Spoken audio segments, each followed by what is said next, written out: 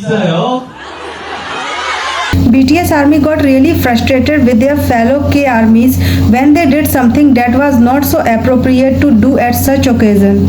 So recently BTS Jin has released his solo album Echo and also a music video of one track Don't Say You Love Me. So if you are an army you must have known about it.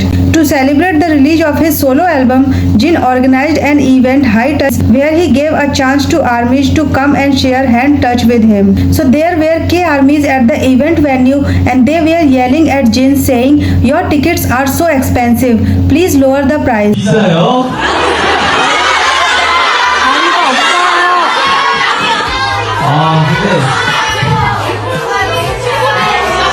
근데 앵콜콘이요. At this request, Jin was completely silent, just smiling, and he didn't know what to say in that situation. He was feeling so embarrassed in front of armies because those armies were saying that thing right in his face.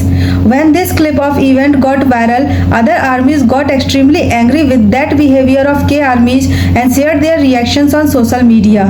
One army says, "Then just stop buying and leave the opportunity for others. People really don't value the gem they have."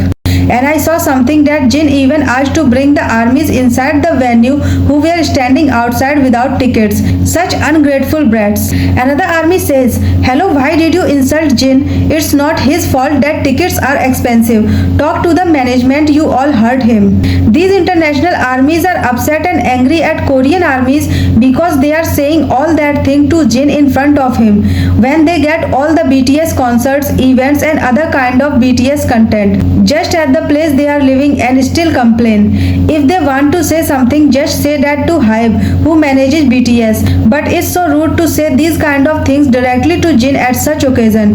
But after making this video, I found a clip on social media in which another girl who was also present at the event venue debunked everything. He's saying blah blah blah blah blah. Oh, 비싸요.